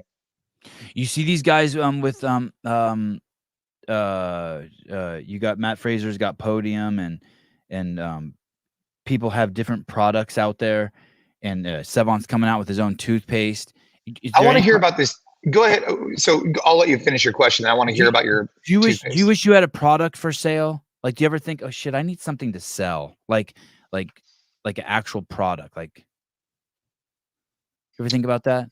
Or do you have a product? Well, we're now selling Train Hard merch underneath the Train Hard brand, which is really, so NC Fit's gonna be focused on gym owners, coaches, and brick and mortar. Super focused there. And Train Hard by Jason Khalipa will be for the end user athlete who also trains jujitsu and does other things, but wants to get after it in their garage or elsewhere. And so we sell merch through Train Hard. We sell merch through NC Fit in our gyms, but this is our shop for Train Hard. But no, as far as like stuff that I want to sell, like supplements and stuff, like I've just kind of evolved. Like I don't want to be in any of those businesses. We'll partner with people like Jocko Fuel and others, but I'm not interested in being in any other businesses that we're not like uniquely qualified to be in. And I've learned that the hard way. So for us, we're going to own and operate gyms. We're going to support gym owners on the NC Fit side because we've been doing that for 20 years and we love it. And we're going to be focused on Train Hard and trying to provide programs to people who want to get after it. And that's what we're going to be focused on. That's it. Anything outside of that, like even diving deep into like additional merchandise or supplements or any of that kind of stuff, I'll just let the other people who are experts in that do that. Like I love coffee, but I don't want to roast my own coffee. I'd rather just partner with somebody in the future. But I mean, like, so jiu-jitsu, you become crazy passionate about that, right? Like crazy passionate about it. It could be something that you become crazy passionate about. Does jiu-jitsu even have anything? Like, what do they have? They don't have shit. They have, I mean, that's it, right? Gis. But like, so they have gis, they have training plans, they have like BJJ fanatics, like tutorials and stuff like that. Right. Mhm. But like for me, like just because I'm passionate about jiu-jitsu, it's like just because you're passionate about CrossFit doesn't mean you should open a gym. Like just because I'm passionate about jiu-jitsu doesn't mean I should be involved in the business side of that, right? I can It's still nice be if you can super passionate. monetize your passion. It's nice if you can monetize your passion. Yeah, and the way that I could do that in jiu-jitsu is to say, hey, if you want to get better on the mats with your strength conditioning, we have programs for you underneath the Train Hard umbrella, but they're not specific for jiu-jitsu. They're just overall strength conditioning programs. Olsen dudes. Good morning, gentlemen. Hi, good morning. Yeah, that's my buddy Matt. Matt. You know him. I know Matt. Yeah, he's a good dude. He's doing a lot of stuff. Like he's you went to his event. I saw you in the video, right? Yeah, he does like the 24-hour event, and he's actually came up to Ava's Kitchen, which, by the way, selfish plug for Ava's Kitchen. Please. It is first weekend in March. Sevan, I should send you the link. It's in the Bay Area, and it's a fundraiser for pediatric cancer. It is March 3rd, March 2nd, and it is the best event you'll ever go to as far as food and whatnot. You have famous chefs cooking. And we fundraise a lot of money for the Never Ever Give Up organization called NIGU. So avaskitchen.org is the website. Sorry, Caleb. I think I fucked it up. Hey, I will 100% come to this. Really? Yeah. 100%. Hey, Sevan's making a commitment that he's coming March 2nd. 100% come to this. What's the My role wife, on like Ashley says I'll believe it when I see it. Yeah, 100% come to I'm this. just There's Jason, food. There's food there. Oh, dude, it's the best chefs in the world. Cook real time for you. And kids, and Like you can bring your kids. No, it's like an adult only event because it's a live auction. Oh. Because like they auction off these things. I mean, it's like a super high end live auction where Chef Michael Mina. How much does it cost? How much does it cost to go there? Tickets are $1,000. I'll be coming by myself. And but yeah, it's great. Dude, if you show up, I'm going to be so stoked if you come to this. I mean, you are going to love it. I hope you bring your dancing shoes, No. By then I'll be so rich from selling toothpaste, it won't even, it's like $1,000 will be nothing to me. Hey, talk to me about, so now that I had a chance to plug Ava's Kitchen, which, hopefully people can check it out, avaskitchen.org. Come see us in the Bay Area, March 2nd. Get your tickets. Are they on pre-sale on the website? They're on pre-sale on the website. And by coming, you can actually get to meet Sevan if he shows up. And You get so it's an $900 worth of food and $100 worth of pleasure in meeting me. Hey, I'm going to go there, but I'm going to be carrying around a bowl asking for money for people to reimburse me for my ticket. So Charity, tell me charity. tell me selfishly, I'm gonna give you a plug on your own podcast now. Tell me about this toothpaste and why is it the next best thing since sliced bread? Is it charcoal? Yeah, it's just tooth powder. I started using tooth powder. Basically, I started like looking into fluoride, and just anyone who uses fluoride's fucking batshit crazy. There's like you can't find any evidence. You can't find anyone who's like, yeah, fluoride's not a neurotoxin. Like everyone knows it's a neurotoxin. And there were 3 major studies, one in China, one in somewhere in Europe, and one in the United States. And all of them showed with just 3, if you OD on fluoride and it doesn't take much, just 3 times as a child, your IQ is 6 points lower. It's like just conclusive. Like fluoride is fucking horrible for you. It does make your enamel stronger though. It does do that, but it's a fucking neurotoxin. And I started using, I started brushing with tooth powder, and there's only like 4 ingredients in it. It's like crushed eggshells, it's clay, Is it salt. work? Like, Dude, it's crazy. So show me your teeth. Oh, like are they pearly whites? Yeah, my teeth are white as fuck, and I drink a shitload of coffee, and I don't do any one whitening. Now you're zoomed in. Oh, those are nice. Those are nice. Oh, Sevan. Hey, you know what, bro? But I noticed Send my me a mom link. and my sister had just crazy white teeth all the time, but they're not like that Fox News blue where I'm just like, fuck, your shit ain't like, you don't even look normal to me. You know what I mean?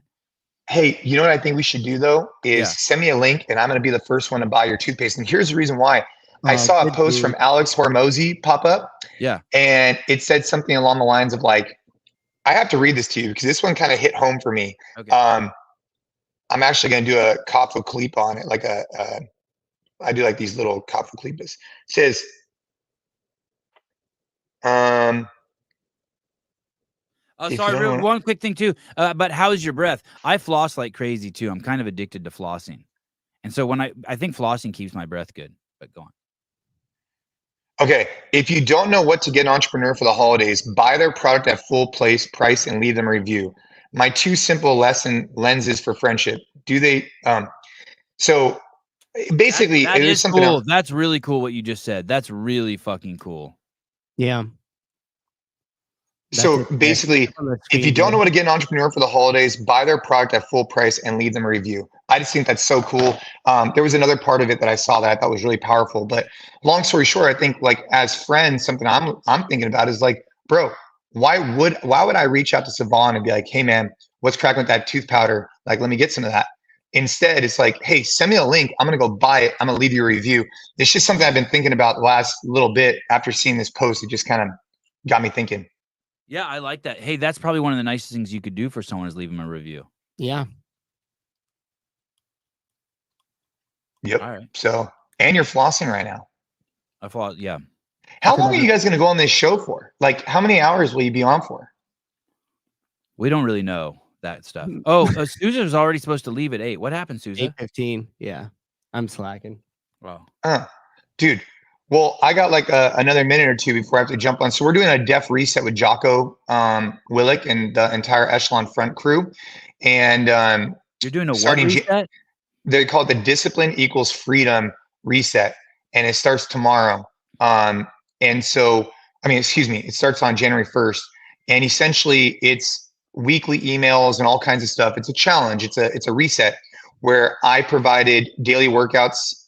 And then like Leif Babin is providing some leadership things, and then David Burke as well. So by signing up for the Dev Reset, you'll get like in your inbox, essentially like inspiration and whatnot for the month of January to get after your workouts, to get up early, to learn something new, all kinds of different stuff. It's like a reset to jumpstart your 2024. And we're about to do a IG live about it right now. Where do people sign up for it?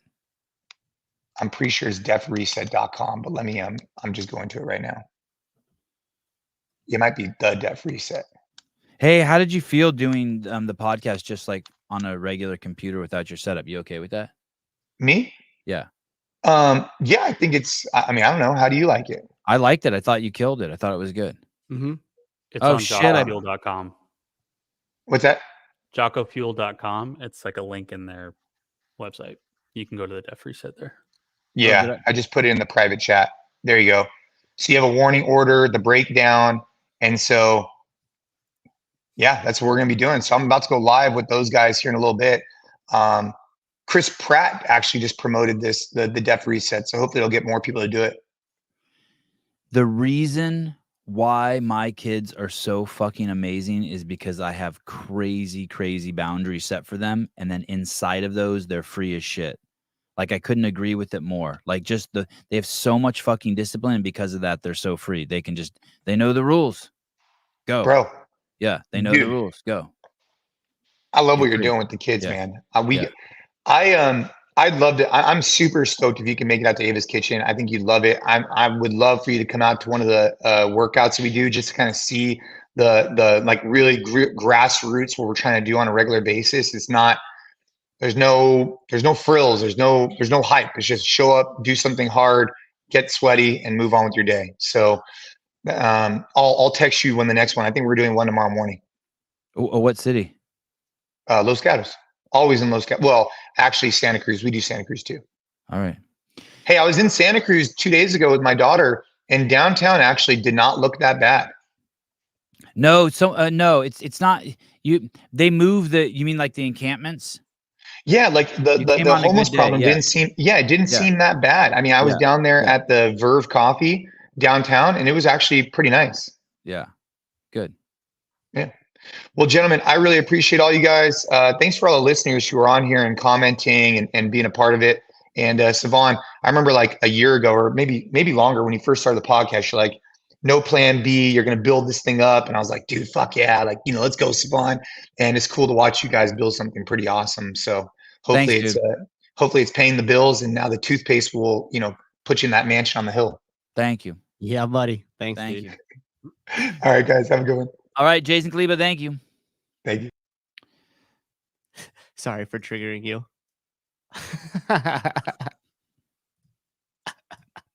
Oh, Sleeky. All right. Hey, you ever want to go to one of those, the Train Hard ones? Dude, seriously, I really would go, but I would go. Morning shit is just horrible for me, dude. Morning is horrible for me. I'd have to get up early as fuck to get out there too. If they start at 5 a.m., I'd have to leave my house at like 4. Are you fucking kidding me? If they start at 5. Hey, did CrossFit repost what Graciano posted? Let's find out. Stand by for trigger level 10.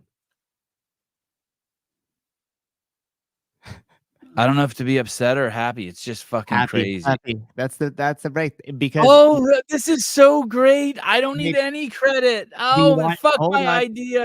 Hold on. You want to bang my wife on their Instagram? I don't. Peace and love for everyone. I don't see it on their Instagram. Is it on the training one? Let's see. Here's the thing, dude. I hope CrossFit did repost it.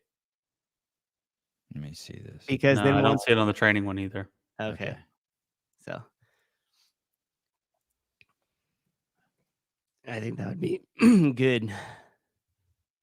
Good. As Jocko would say. Good. Someone's trying to piss me off. Me? No, I'm not seeing it. I'm getting bad intel. Oh, okay.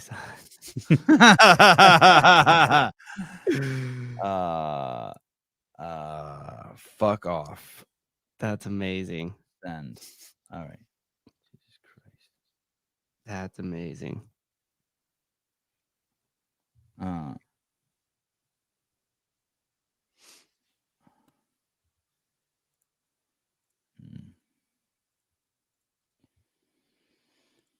Okay.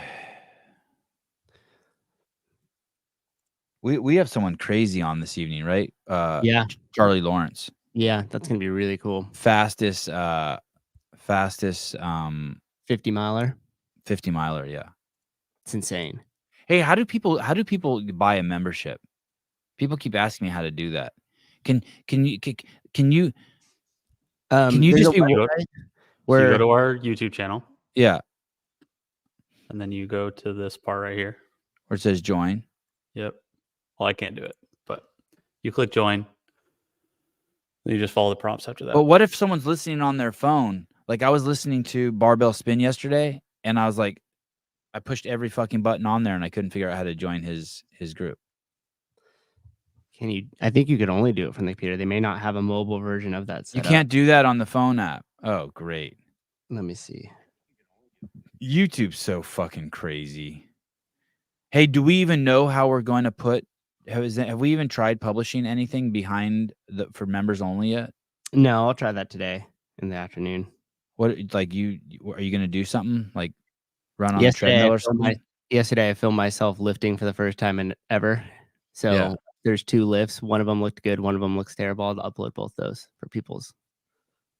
Okay, so later on, if you are a member, exclusive member content today will be a test.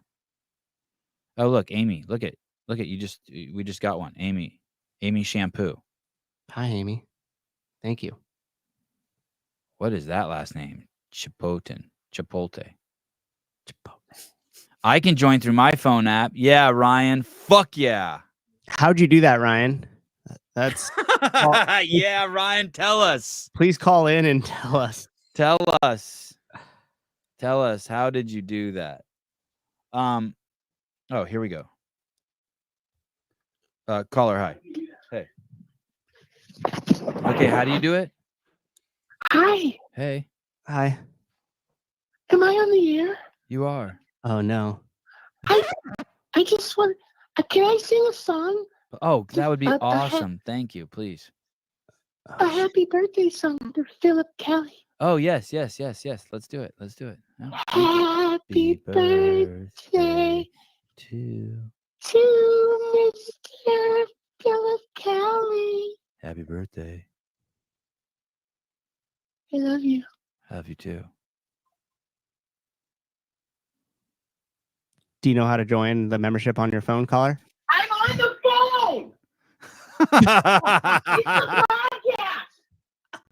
I'll be right up. God damn it. I think that whoever that is needs my toothpaste. Bye. For sure. Thank you for calling.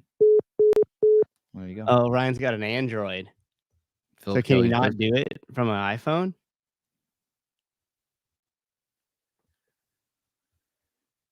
All right. I had to be Lindsay Mercado. I had to be a desktop version of YouTube so that you can use the join button. The thing is it should just be right here. Like, give me your fucking money. Caller, hi. Yeah, Ryan took what I was going to say. I have an Android, and it was just a simple join button. Click, it verifies your card. Easy days. You remember. Why do you have an Android? Is it a cost, or is it you want to be different, or like why does anyone buy an Android? I have a simple answer. It's my work phone. Oh, Makes Okay. sense. do you think people do it for status? Like they want to just be different? You know what? My brother-in-law, he's a big techie, and he just like he does a big dive into like tech stuff. So he just feels like as though like Android is a better product All right. for what he does anyway. Yeah. Okay. All right. I'm not gonna Yeah, so- argue that. Android, yeah.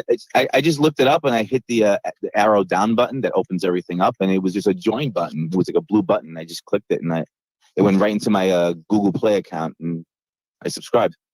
If you go through Chrome on your iPhone instead of the app, you'll be able to join. Oh, great. Was that Michael Jackson that just called in for Phil Kelly's birthday? Yeah, from the dead. Holy shit, that was There you go. scary. I'm out. Yeah. I love you. Bye. Later, Souza. I'm out too. I- Love you guys. Bye. Everyone, did you know Matt Souza today will be giving premium content? We need to run a test, right? And so he's going to be sending a video. Maybe I should. Hey, I wonder what would you do? You would maybe I should just let me see. go to what would I do? I'd go to upload. Is it under uploads? Create. Upload video. I wonder if I have anything on my desktop now I can upload and just test.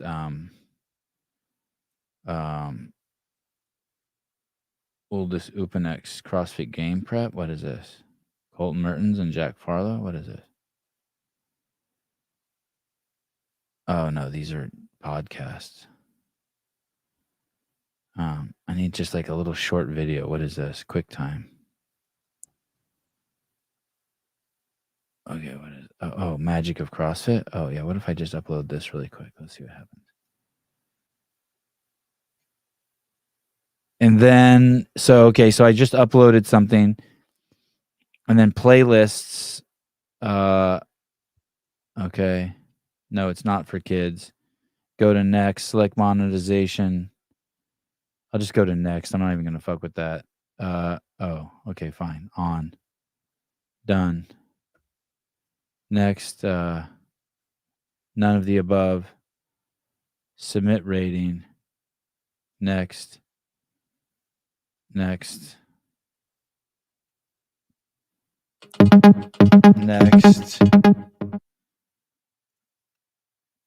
Oh, members only. I see it. Everyone can find your video, but only members can watch it.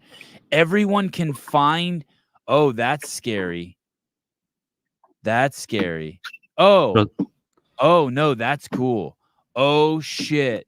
All members, media director, CEO. What's the highest level? CEO. High collar. Okay, Hey, I'm gonna do it Sevan, for how's it all going? members. Okay. Hey, good. How are you? Hi. Good. I had a quick question. I want to get your take on something. Yeah. I'm going to be a dad for the first time in March, and I wanted to know, is the only acceptable time to work out before or after the kid is awake? Is it bullshit of me to cut out and work out during the day when I could be helping? How old's the kid? Well, it's not born. It's going to be born in March. Yeah, you just take the kid with you. You just Just take it with me. Yeah, you just put it in a stroller or like what I used to do is I just lay out a bunch of blankets like before the kid can crawl and put it way far away, right? So there's not in a fucking million years could anything bounce or roll over there. I mean, like, and just work out with the kid there. I just took the kid, yeah. Shit, I don't know why I didn't think of that. That's so simple. Listen, I have years and years of experience. I'm a fucking wise guy. I have a wise man. I'm a sage. Just sitting on a mountaintop with fucking just wisdom pouring from me. Can I ask you this as a follow-up? Because my wife sometimes when I get home from work, she'll and then I want to go work out when it's just us. She'll be like, "You just got home. Now you want to leave and work out?" Yeah. Is that bullshit of me? No. Should I be No. working out How old after are she goes to No, sleep? she should support that 100%. She should be like absolutely go get it. And you should do the same to her. Like fucking go. Get some. Yeah, She should no, kiss you and be like, "Honey, you better fucking push." It's funny to say because she does say when she's in that mood, she does say, "Make sure you throw up or it doesn't count." Yeah. She should be just fully. You always, no matter what, even if she doesn't mean it, she should fake it. Like okay, so I'm gonna get off the show today, and the first thing my wife is gonna say is like, "Hey, what are you doing today?" I'm like, "Baby, anything you're gonna do," and I know she wants to make some plans, like to do something, like get like her fucking something waxed or go to the meat store and get brisket, or she wants to do something. I go, "Hey, listen, the rest of the day I'll do whatever the fuck you want, even if I don't mean it. Every time, you tell me." That's because it's who I want to be. Because it's just who I want to be. And hey, and you know what? She does it to me, and I think she might even actually mean it. She's not like me. She's not faking it. Hey, do you ever? Were you always like that? No. Okay. Nope. Just got old. All right. So is that intentional that you became that way? That selfless in the relationship? I don't know. That's a good question. But life is so much better and easier now that I am like this. Yeah, that makes sense. So much more relaxed. hey, I have yoga at 4:15 today. I want to go to hot yoga. And like, no matter what I have on my schedule, I'm like, no problem. Even if it's a fucking podcast, I would move it. But I have to tell you also, my wife is better at that game than me. So it's like a competition to who can fucking, you know what I mean? Who can bend over. Yeah, because my next question was going to be, we don't do any of this. We don't. She's walking all over you. Yeah, no, not at all. So tons of couples do this thing where it's like, I went out with my friends. Now it's your turn to watch the kids, and I'm going to go with my friends. Like my wife and I, first of all, we don't have any friends, and we don't go anywhere without our kids, and we're so old we never played that game. Like we don't do any of those games. There's no fucking scorecard, but so many couples I know do that. And that, like, I just could never do that. We play the opposite game. It's how much can you get the other person to do shit? Like, how much can you do? As opposed to like, okay, well, you went out Saturday night, so now I get to go out this Saturday night. We don't do any of that shit. That's so impressive, man. That's so hard to do. But I'm 50 though. That. I'm 50. That's the goal. That's the goal. 50. Yeah, I'm 50. It's funny you say it's hard, but it's actually like the easiest thing to do. Yeah, once you get in that mindset, dude, it's so easy. Just give. But hey, dude, let me tell you something. Let me tell you something. I'll come in the fucking room in the middle of the night also, and she'll be fucking sound asleep. And I'll fucking drag her legs fucking sideways and put them on the floor and have her, you know, in that position where she's half on the bed, half feet on the ground. What are you talking? Oh, you know, okay. You know what I'm talking about. I see. Yeah, you know where this is going. You know what I'm talking about. Yeah. At first, I was like, "Is she having a seizure? Is that you talking about the recovery condition?" No, I see. Yeah, thank you, Rambler. Rambler knows. Yeah, Rambler is very sophisticated. All right on. Well, hey, I'm gonna get off. Let you guys get back to the show. But one thing you said. Congratulations on the baby. Congratulations on the baby. Oh, thank you. Yeah, you'll only get upset. Here's the best wisdom Here's the best wisdom I'm going to give you, and then you can tell me about getting out of my head. You'll never get upset if you're calm and patient, like if you're not in a rush. So anytime like you sense yourself getting upset at your kid, just be like, hey, I'm in no rush. Who cares if I'm late? Fuck it if the movie starts. Who cares if I'm late to this? And all of a sudden, all your problems go away. Never be in a rush, and you'll never be angry at your kid. Okay, what were you going to tell me? Wow, I would have never thought of that. But what I was going to tell you is one time on this show, and I've never been able to get this out of my head, so I think it's the truest, wisest thing you've ever said, is that external things can never bring you true happiness. Yes. And that changed my entire view of being a consumer. And now I'm 100% convinced that the best thing for me to do with my money is to try to get to a point where I can retire and just have a life that's as peaceful as possible, as quick as possible. Yes. Yes. That was genius when you said that. Yes. Hey, do you have windshield wipers on? Yeah. That's nice. I'm in Michigan. I'm sorry. That's okay. It's raining here too in Cali. It's raining all over the free world right now. Not here. Oh. Yeah. I'm in the car. Caleb's looking out at the sun. There's snow on the ground though. Hey, well, I don't want to take up everyone's time. Thanks for the insight, Sevan. Okay, love you. Bye. All right, bye. I don't want to take up our time. You just took up our time. What the fuck are you talking about? Can you even take up time? This caller has permanently made Sevi intolerable. I see. I agree. Hey, at least you don't have to deal with me the rest of the day. I should get off now while I think I'm cool as shit, right? And on a high note. Uh-oh. My wife just texted me. I hope she's not listening to the show. Here we go.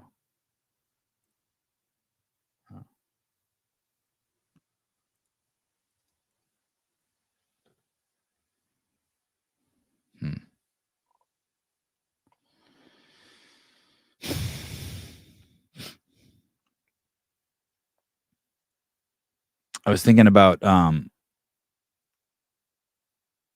being like, 15 to 35 years old right now in the United States.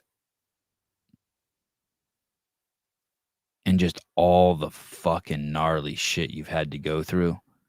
You can't even do, like, 70,000 of your fucking peers have died from fucking fentanyl overdose. Your fucking whole generation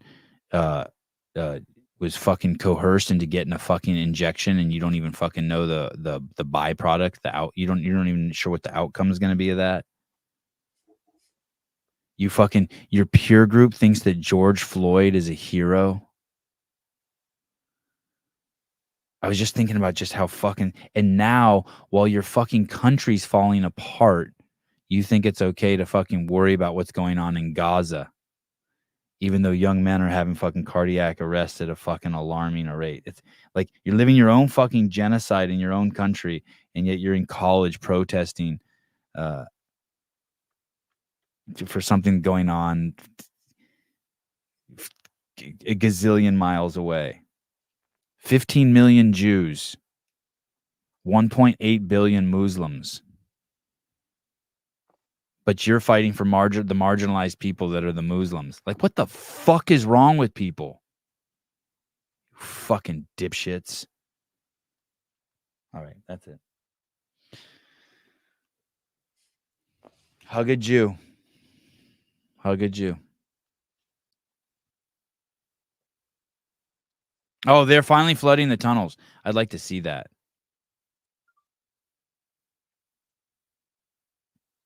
I flooded a tunnel last night.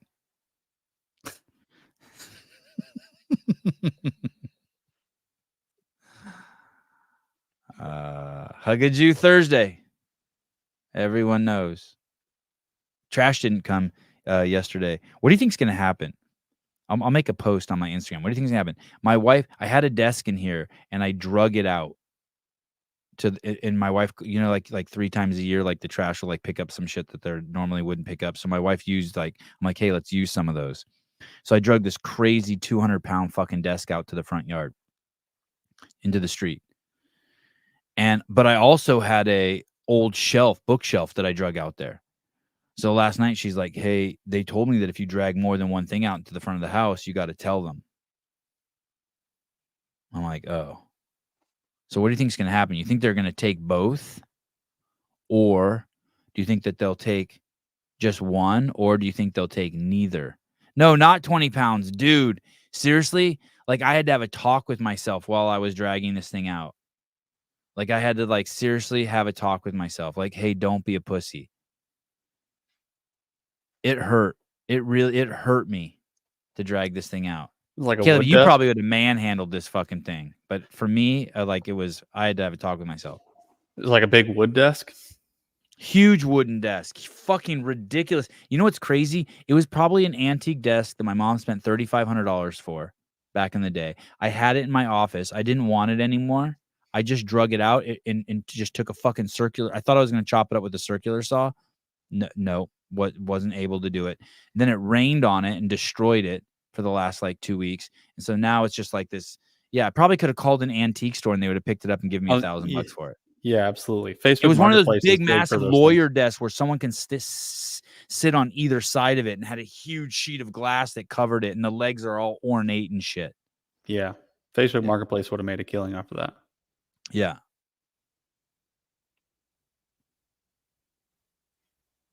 Sevan's excuses for his lack of physicality hurt my feelings. I just am what I am. Anyway, what do you think is going to happen? You think they're going to pick up both? I think they're going to pick up both. I live a charmed life. They'll pick up both and they'll leave a note. Oh, saying you used, because you only get 3 of those pickups a year. You think they'll be like, hey, we charge you for 2 pickups, or you allotted 2 of your pickups? If you've never done it before, they'll just leave you a note saying, hey, by the way, you're only allowed to use this. You think the garbage man's going to leave a note? Dude, the garbage people here call me when my shit's fucked up. Yeah. Oh. So I think they do the same. I put a TV set, 42. 2 years ago, I put a 42-inch TV set in my trash can. They came, they pulled the TV set out, leaned it up against my fence, and took the rest of the trash. I was like, what the fuck is that? The next week, I put the TV set back in the trash can, big flat screen. They took it out again. So I guess you're not allowed to throw TV sets away. I guess there's some law against it. So now for 2 years, I've had this 42-inch fucking flat screen TV just leaned up against the fence in my yard. What the fuck? Some ghetto ass shit, huh? Yeah, that's super ghetto. Walter, my garage people leave me poetry. What? Christine Young, you can't throw away electronics. Oh. Yeah, it's not good for the earth. CEO.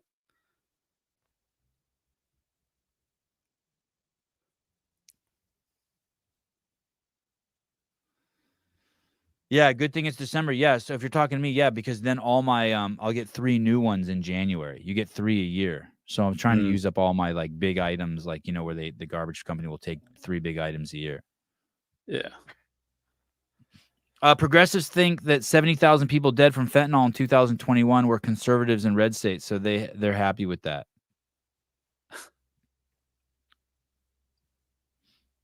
Dude, I saw this thing. I think this is so funny. This guy calls AOC ABC.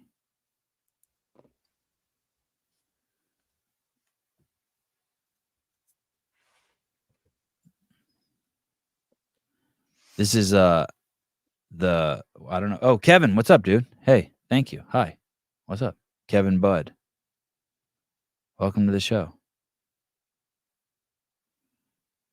Once you become a member, all sorts of good shit will start happening in your life, by the way. Caleb, don't keep a straight face, dude. I mean, I agree. Okay, good. Okay, listen to this. I'm going to play this like 3 times. Here we go. Oh, ABC. Oh, hey. You gonna condemn Hamas and the terrorist attacks yet or what? You know the 3 branches of government yet? You are such a loser. You are so stupid. You are the worst. You suck. You are the absolute worst. Condemn the Hamas attacks. Go bring some more COVID back from Florida. It's executive, judicial, and legislative branches. You're horrible. Keep laughing. Keep laughing. You and Ilhan Omar, 2 peas in a pod. 2 peas in a pod. Close the border. You're doing a great job. Enjoy your Christmas shopping while we can. How good is that? I feel like it's more aggressive to call somebody a loser. I feel like you're a loser. He calls her ABC. That's pretty good. Oh my goodness. Oh, ABC. Did he adjust his dick right before that shot? Like he puts the camera down and like slides his penis over? It kind of looks like it. And what are those pants he's wearing? That is some gangster shit. Just gray sweatpants. Oh, hey. It's like quilted or some shit. It's not a black guy, is it? It sounds like a mixed dude. You gonna condemn Hamas and the terrorist attacks yet or what? You know the 3 branches of government yet? You are such a loser. You are so stupid. You are the worst. You suck. You are the absolute worst. Condemn the Hamas attacks. Go bring some more COVID back from Florida. It's executive, judicial, and legislative branches. You're horrible. Keep laughing. Keep laughing. You and Ilhan Omar, 2 peas in a pod. 2 peas in a pod. Close the border. You're doing a great job. Enjoy your Christmas shopping while we can. Right there. He does a little nut adjustment. ABC. Yeah, he does. ABC. God. You're a loser. Sonny Carver, that's helpful. It takes a brave man to heckle a woman on the street. So much more productive than becoming active and really trying to bring about change. Extraordinary effort. Man. I'm going to calling her ABC was hilarious.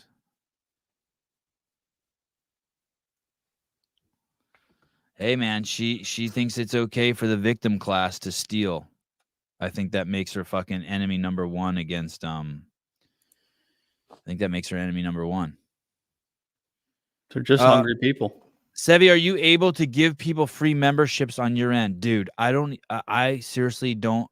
I literally just now live on the air did my first thing ever with it. I posted I posted something for the members. I don't even know what, just something that was sitting on my desktop. I suck as bad as ABC. I suck at running YouTube as bad as ABC sucks at running this country. So I don't know. So does anyone know? I hope I can't. I really don't want to be able to give away free memberships. That would suck. I think people can buy them for other people. I think that's what that means. Oh. Are you able to give People free memberships on your end. I want to give a couple people a membership, but there's no gift option. Have there been gift options for other people? For other, like... I think Coffee Pods and Wads can do it. Look at Eric Weiss. You posted the magic video. Wow, thanks. It just was a test. It's just something I had on my desktop. Now you know. Hey, this ain't CrossFit. You ain't getting more. You ain't getting more for your like you're gonna get something special from those guys for that extra $1,500. This is just a test to see this is just the whole this thing's I don't know what this thing is. You're gonna get the behind the scenes a little early, like a couple months early. Like I don't know what more value I could add to your life. So I'm here at 7 a.m. every day. Like what else can I do? All right. But tonight, speaking of added value, tonight for members only. That's not true. It's not for members only. Caved Astro. Pedro has a gift option, but not here. I think it's because the lowest tier here is $9.99, whereas it's $4.99 on other channels.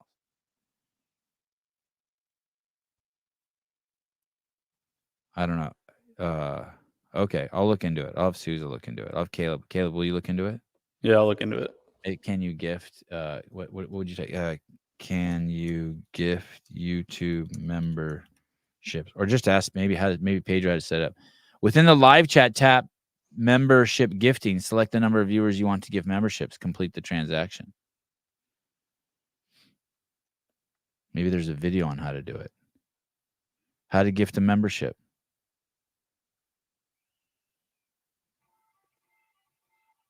I don't know how to fucking order a membership.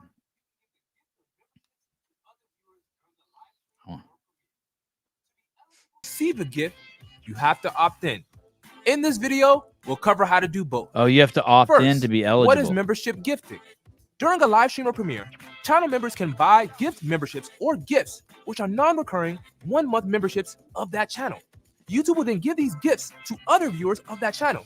Viewers who opt into membership gifting will be eligible to receive one of your gifts and get 1 month of access to channel membership perks like loyalty badges, custom emojis, and more. This is a way for you, an existing member, to publicly support your favorite creators and grow their membership base. You may even get a shout out from the creator or community in the live chat for your support. You may get Here are a the shout steps out to gift the membership. Join the channel's live stream or premiere that you're currently a paying monthly member of. Note, membership gifting is... This is definitely going to get flagged. You think? Yeah. You can't share YouTube shit? Is this from YouTube?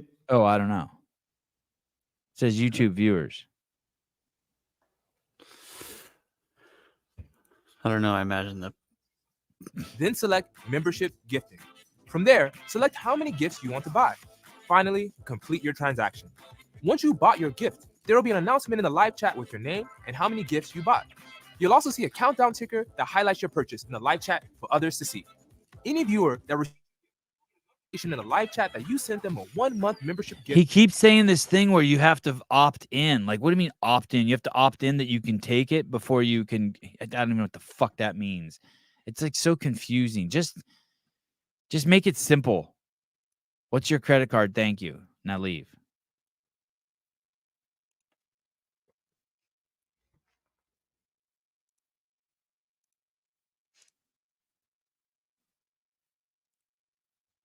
Jocko Fuel. Oh, I went to the private chat and I saw the Jocko Fuel thing. Oh, damn. I'd like to give 5 CO memberships so 5 people can watch the behind the scenes. Yeah, I'd like that too. Jesus.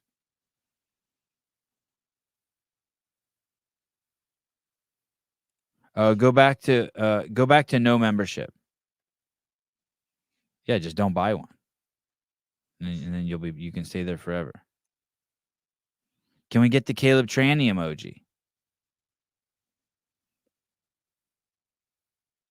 What?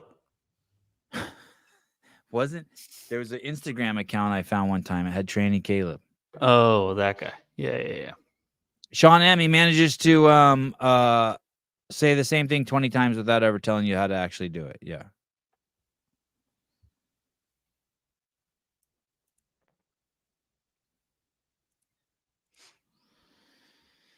All right.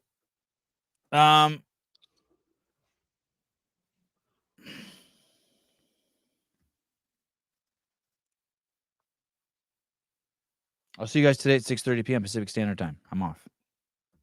Caleb, thank you. Sure. Merry Christmas. Merry Christmas.